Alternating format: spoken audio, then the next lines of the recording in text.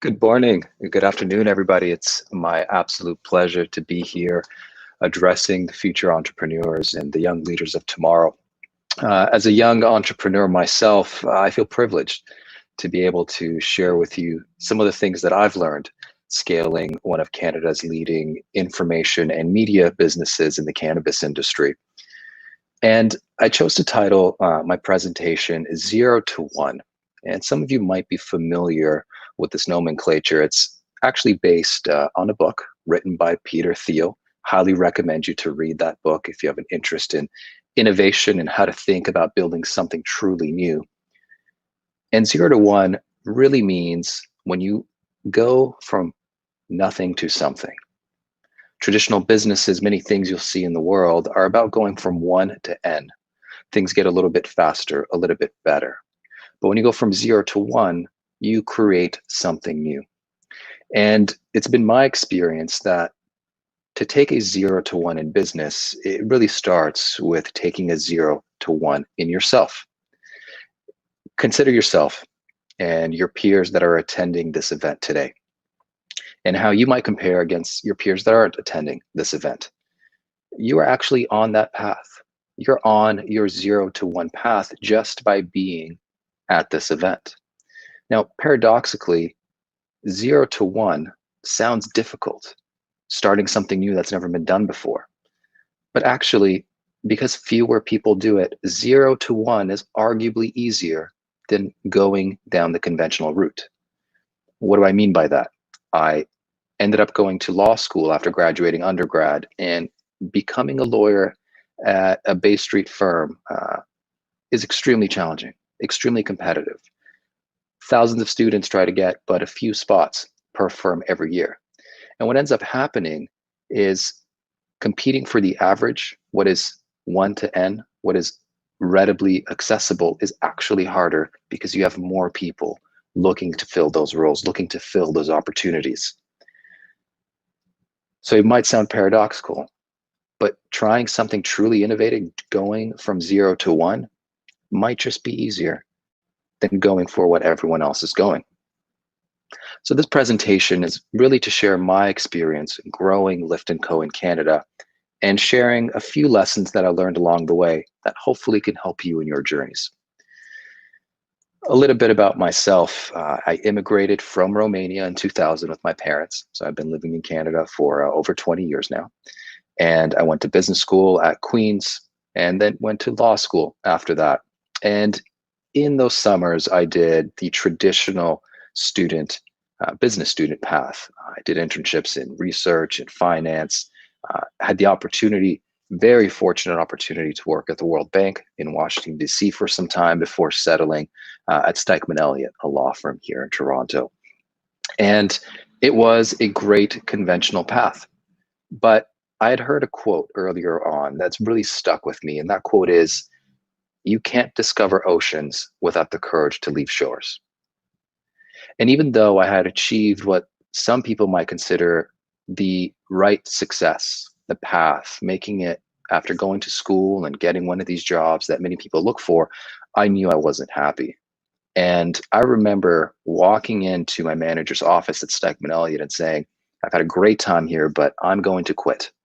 And they said, "Well, what do you mean? Why would you quit?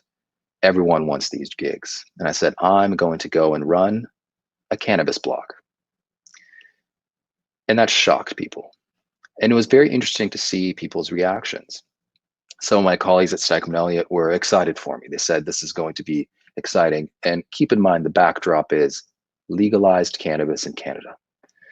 I viewed this as a true zero to one opportunity, a brand new market where no market existed before, and an opportunity to create something new, a new category of products that for the future will be part of everyday life. Now, there was another group at the firm that had a very different reaction.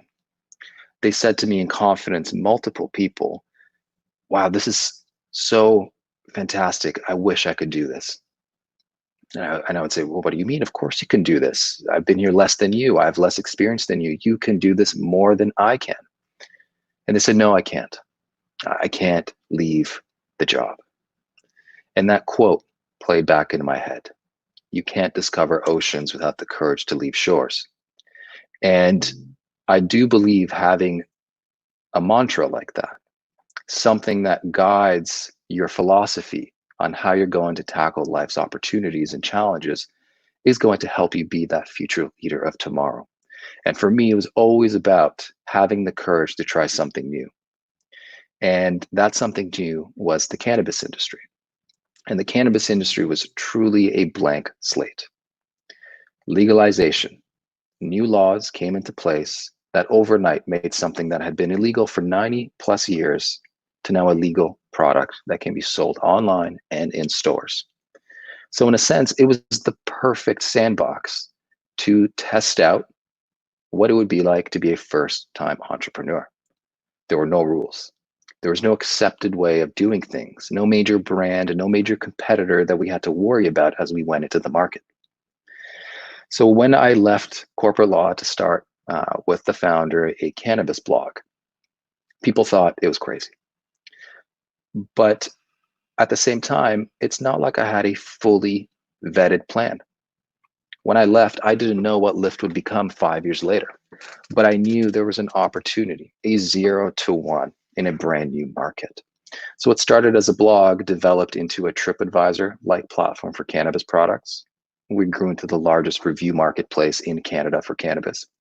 We took that thought leadership and built a large event series. The Lyft & Co. trade shows are the largest trade shows in Canada. And we kept building and building to the point where one day I had a cold call. I picked up the phone and called the CEO of Mothers Against Drunk Driving. And I said, Andy, his name is Andy Murray, great gentleman.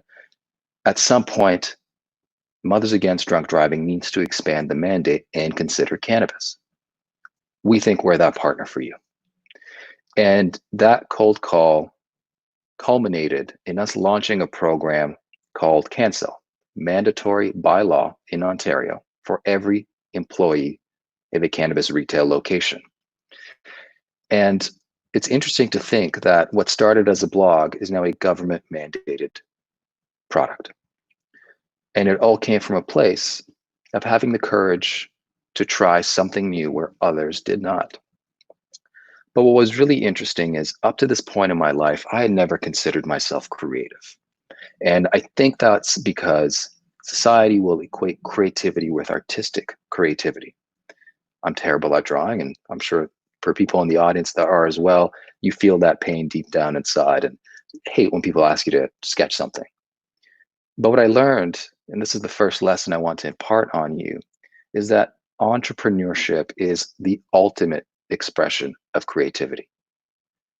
Some might say it's even one of the highest forms of creativity, depending on how egotistical you might be. But I do believe that entrepreneurship is an expression of creativity.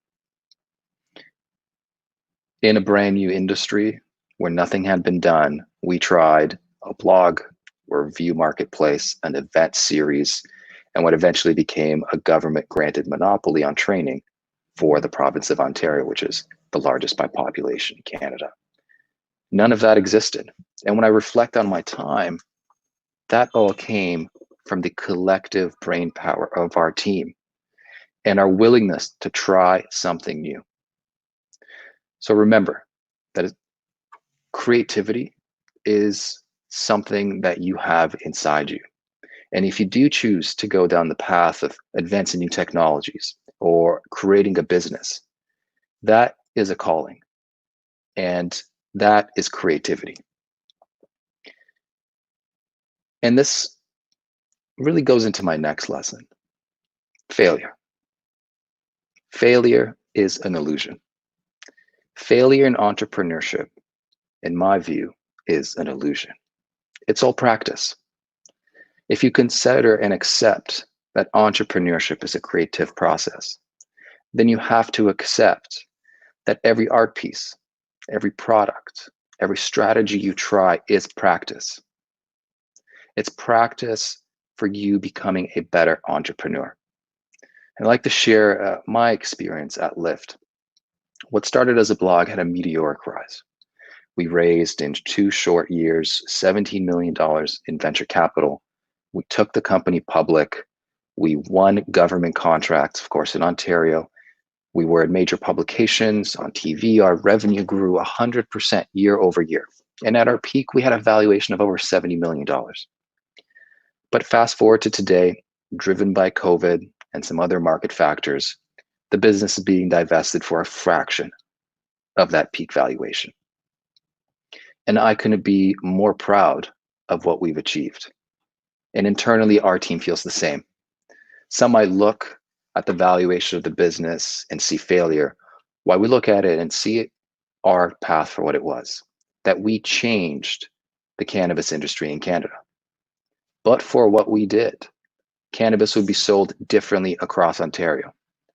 But for what we did, Mothers Against Drunk Driving may not be in the industry. But for what we did, and so on, and so on, and so on. As long as you define success as better, not best, it's always better to be better than be best, then there can't be failure. Failure is an illusion. And as you go down your entrepreneurial path, remember to be grateful for those moments where people might view them as failure. Because as an entrepreneur, you're going to fail a lot. But I like to think that as an entrepreneur, you're going to practice a lot. So when others react with disappointment and fear, entrepreneurs act with gratitude and reflection. And because there can't be failure, I'm a firm believer in my third lesson in entrepreneurship, that there is no plan B. There's only plan A. If entrepreneurship is an exercise in creativity where you cannot fail, then it reasons there is no plan B. Consider plan B for what it is. And when I say plan B, I refer to what you might often hear when you have a wild idea or when you hear the common feedback of people speaking to entrepreneurs that want to take the plunge. And they say, well, what if it doesn't work out? What is your plan B? I'm of the view that there is no plan B. When you decide to go into entrepreneurship, that is plan A. The only plan is to be an entrepreneur. And as you practice, as you fail in that journey to be an entrepreneur, which, by the way, is a never-ending journey, you are never going to be done being better as an entrepreneur. So as you go down your plan A route, really notice what plan B is. When someone tells you what is your plan B, interpret that as their fear, as them thinking differently than you think. Recall the experience that I had leaving my law firm when people older and intellectually smarter than I was in so many ways could not come to terms with the fact that they controlled their future, that they could decide to quit at any time and try something new. You're at this conference because you see something big. You see an opportunity to change the status quo. You are persuaded and motivated by innovation. So for you, whether you know it or not, your plan A is there. Your plan A is to change the world. So to you, plan B is the status quo. And I think by being here, you already accept on some level that there can't be a plan B. And all you focus on is plan A, whatever shape that might take for you. Now, the fourth lesson that I want to share with you, specifically applicable to those looking to build a company. And I want to make sure that this is actionable for you. The best CEOs know what they don't know more than what they know. Put another way, your awareness of what you don't know is why you will succeed, not because of what you know alone. I have a view that entrepreneurship is an Olympic sport. Every entrepreneur is a professional athlete, and that's where my view on practice and failure being an illusion comes from, because you're always trying to get better. Well, if entrepreneurs are athletes, then companies are teams. And companies are in the Olympics. The team that you build is the company that you build. You can't possibly know everything, and you can't possibly ever know everything. And the leaders that succeed the most know that up front. They admit what they don't know and own what they do. And you might think that as a young emerging leader, what do you have to offer? Well, you have a lot to offer. For one thing, you can own being young. You can own being invigorating and motivating those around you with your energy, your passion, your vision, and admit what you don't know. At Lift & Co., I am the youngest in my executive team by about 10 years, and on our board of directors by about 20 years. With one director, there's a delta of over 30 years of age difference, twice my age. But over time, these people came to me, came to Lyft. They were drawn by what I could offer them, which is a passion and a vision and a drive and a hunger to motivate, raise capital, and dive into the unknown. So when you think about, well, do I need to wait to be an entrepreneur? Do I need to get more skills? You have something to offer right now. And know what you have to offer, but also know what you don't have to offer. And surround yourself with those people that can fill in those gaps, that are attracted to you based on what you can offer.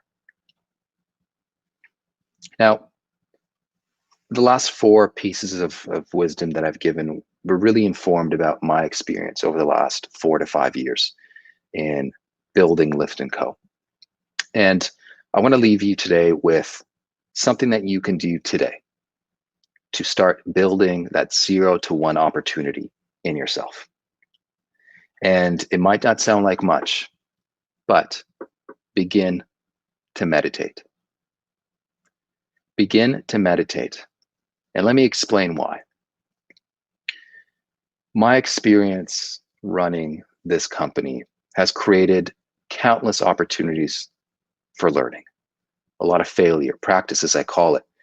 But without being aware of what happened, what transpired, you don't ever learn. And meditation provides you with that awareness. Let me speak to meditation. It's commonly misunderstood as the ability to clear your mind, and that is completely incorrect. Meditation is the ability to observe. It's the ability to sit with your thoughts and observe your thoughts.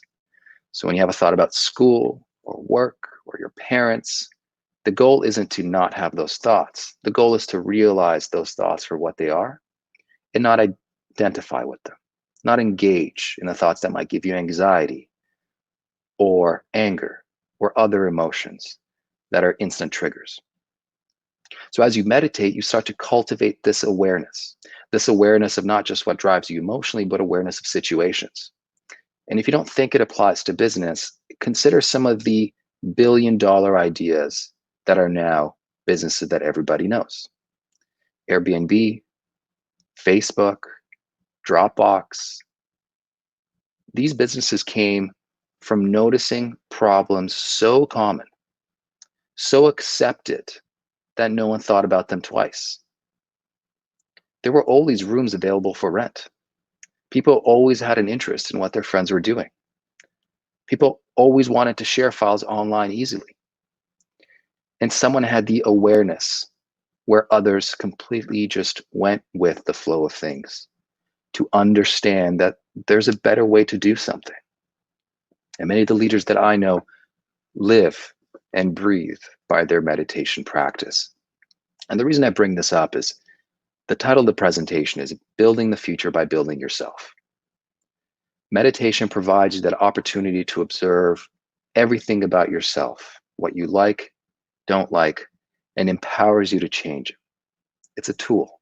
It's a tool to build yourself so you can continue to build the future that you want. You control your emotions and they don't control you. Because business is a roller coaster of emotions. I've had the highest highs and the lowest lows building this business, and I wouldn't trade it for anything. And I know that going forward to my next venture, I take solace in the fact that through meditation, I was able to notice opportunities and am better prepared for the future.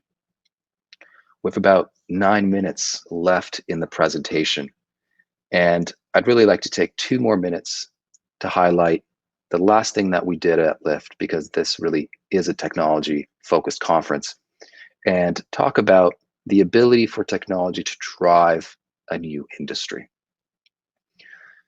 When we built our review website, Lyft.co, visualize a TripAdvisor, a Yelp for cannabis products, we collected data from a very early stage.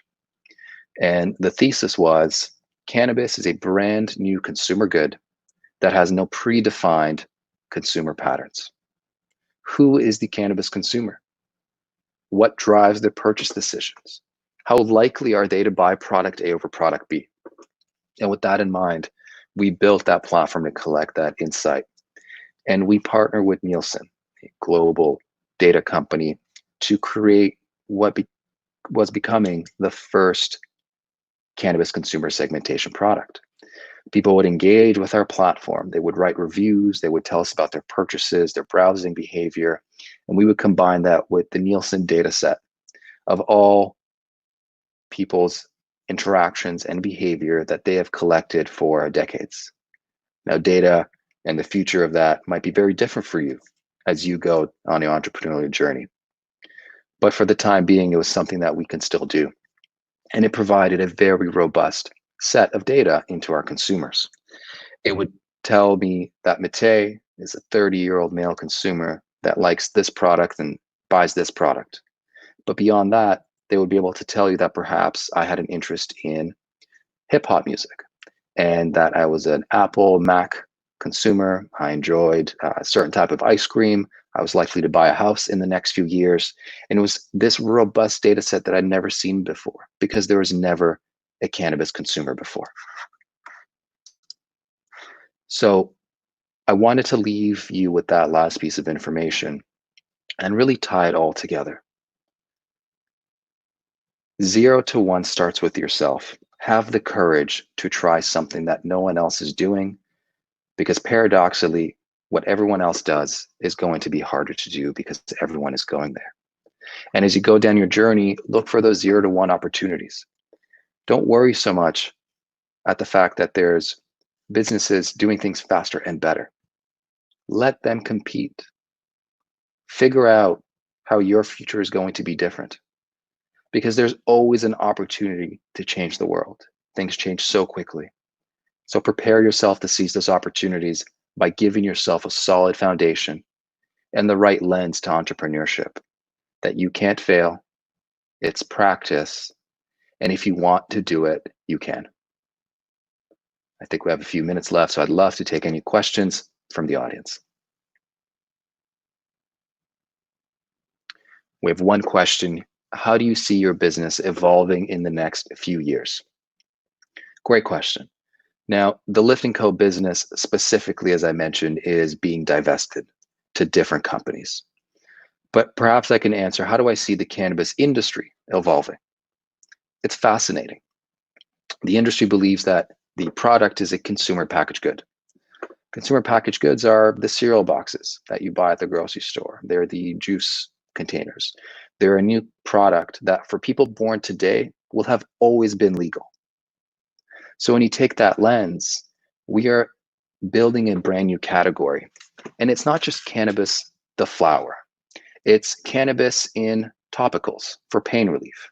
It's CBD, which is one of the active ingredients in cannabis, in sports recovery drinks like Gatorade and Powerade. It's cannabis for medical treatments like children epilepsy. It has so many applications that are just now becoming known because we have a 0 to 1 opportunity. It was illegal, and now it's legal. And you have an industry growing around this product, not just the product itself, but the services around them, retail, data, marketing services. It will be a brand new industry. So to the extent you may have had an interest in cannabis, and maybe that's why you're asking the question, let me be perfectly clear, the boat has not sailed. You have a lot of opportunity over the next 10 years to make a mark in the cannabis industry if that's what you're interested in. What have you learned from the consumer cannabis data that you have collected so far? Great question. Perhaps obvious now in retrospect, the majority of cannabis products, the 80% of sales, come from the 20% of consumers that have already been consuming cannabis. This idea that the industry had early on that we would legalize cannabis and people that had never consumed it before would flock to the stores to try all these different products was a fallacy. And it's partially what drove such insane valuations in the public markets, as these companies grew. So we've learned that the cannabis consumer of yesterday is the main cannabis consumer of today. Who's going to be the cannabis consumer of tomorrow?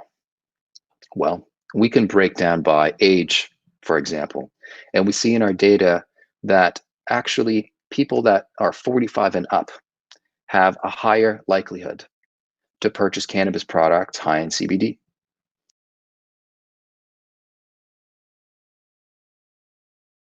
CBD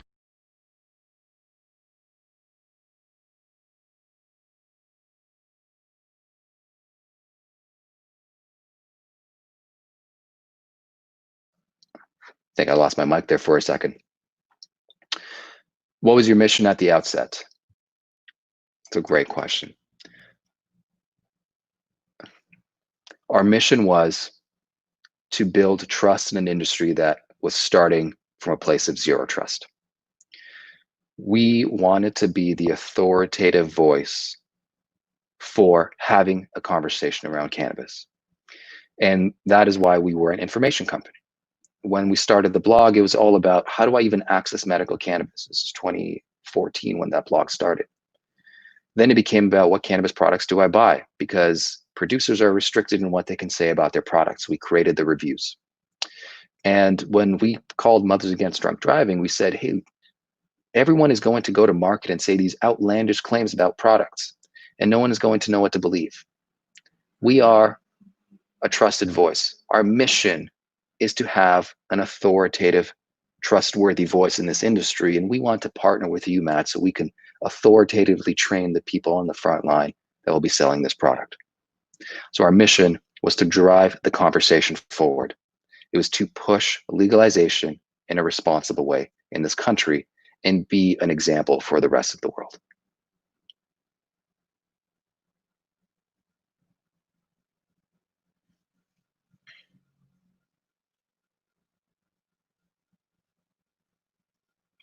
Any suggestions for where to begin to learn how to meditate? Of course. I started and still use apps that you can download on your phone. For the longest time, I was using an app called Headspace. Headspace, if you Google it, it will pop up. The first 10 days are free. It starts with 10 minutes a day for 10 days. And after that, if you find it beneficial, it takes you to 15 minutes a day for 15, then 20 minutes a day for 20. And you're able to pay on a different plan. There's another app I came across recently. It's called Waking Up by Sam Harris. I highly encourage you to check it out. You can actually get a free year-long account if you just email them and say, I am unable to pay because I'm a student, but I really want to take up meditation, and they'll do that for you. And those are two great starting points. And remember, it's just about sitting for 10 minutes. You probably spend 10 minutes on your phone, scrolling through Instagram or something else. Take 10 minutes in the morning before you go on your phone and just be present with your thoughts.